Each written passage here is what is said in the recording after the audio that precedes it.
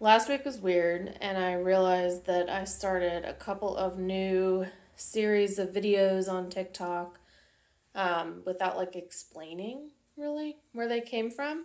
So I figured I'd do a video explaining where the heck those series came from. So the first one is the Spellbound Books series, which is where I walk you through how I would set up the bookkeeping systems for different types of businesses across industries. And the reason I decided to do this series, or where I came up with it, is because that's simply how my brain works. Anytime I go somewhere, or I am at an event, or I'm visiting a new business or a new kind of concept business, I'm always thinking about how would I set up the books? How do they run things? Like what's happening behind the scenes with their business operations? So I figured I'd just make it into a series. I started with restaurants because that's kind of easy. They're pretty straightforward to set up the bookkeeping for. Most businesses have very straightforward bookkeeping, but there is a little bit of a different method to apply whenever you're working with, like, especially a new business concept. And recently, in the past couple of years,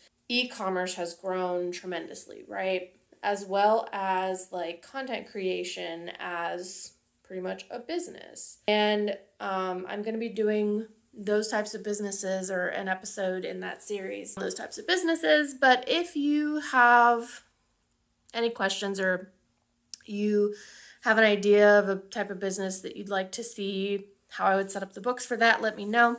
Otherwise, it'll just be kind of what I think about whenever I'm going to a new place. Recently, I went to a dueling piano bar, and I had never been to something like that. I'd never been to that kind of like a concept business like that. And apparently, it's pretty much the same concept across the dueling piano bar industry. I was like sitting there the entire time thinking about how they operate, like how their chart of accounts would look, how they pay the musicians, and how they make money.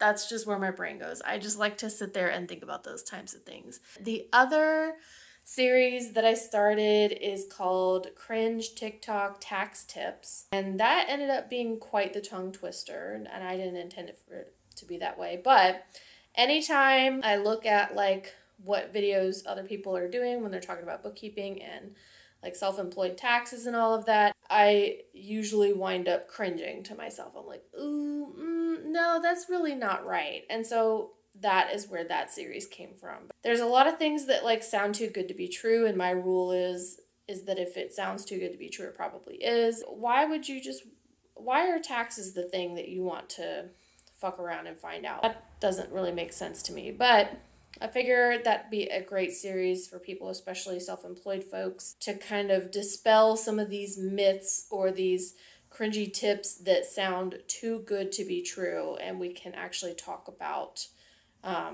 some of the tax tips that my small business clients use. That's where those came from, and I hope you enjoy.